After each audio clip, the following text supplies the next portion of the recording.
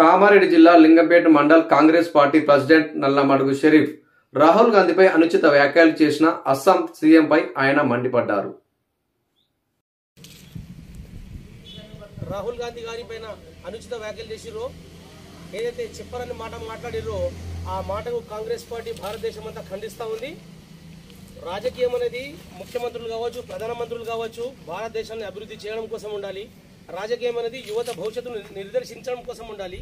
రాజకీయం అనేది రైతుల బాధలను, సాధకాలను, అన్ని సమస్యలను పరిష్కారం చేసే విధంగా ఉండాలి.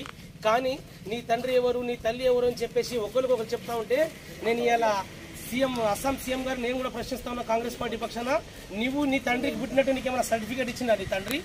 లేదంటే నీ పిల్లలు నీకే పుట్టినట్టు ఏమైనా ఆధారాలు చూపించిన తర్వాత రాహుల్ గాంధీ గారి తండ్రికి అడిగినవా?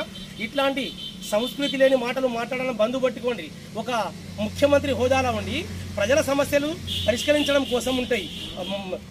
సెక్రటరీలు కావచ్చు, అసెంబ్లీలు కావచ్చు, శాసన మండలీలు కావచ్చు, పార్లమెంట్ హౌస్లు కూడా కావచ్చు.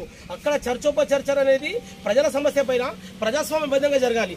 కానీ ఇవాళ బీజేపీ ముఖ్యమంత్రి వాళ్ళ స్వార్థం కోసం, ఓట్ల రాజకీయం చేయడం కోసం రాహుల్ గాంధీ గారి పైన ఏదైతే అనుచిత వ్యాఖ్యలు చేసిండ్రో వాళ్లకు తప్పుపట్టే విధంగా యావత్ భారతదేశం తలదించుకునే విధంగా ఏదైతే ఈ మాట మాట్లాడినరో, బీజేపీకి గనక భారతదేశ సంస్కృతి సాంప్రదాయం పైన ఒకవేళ ప్రేమ ఉంటే ప్రధానమంత్రి గారు వెంటనే అస్సాం సీఎంని ముఖ్యమంత్రి పదవి నుంచి తీసేసి తన చిత్తశుద్ధిని చాటుకోవాలి. భారతదేశ సంస్కృతి సాంప్రదాయంలో ఈ మాట మంచిది కాదు అని చెప్పేసి ఇవే మాటలు ప్రతిపక్ష పార్టీ నేతలు కూడా మాట్లాడాలని మొదలు పెడితే ఈ భారతదేశ సంస్కృతి కూడా అలాగే నువ్వేంది నేనేంది మాట్లాడుతున్నందుకు సంస్కృతి విషపూరితమైపోతుంది.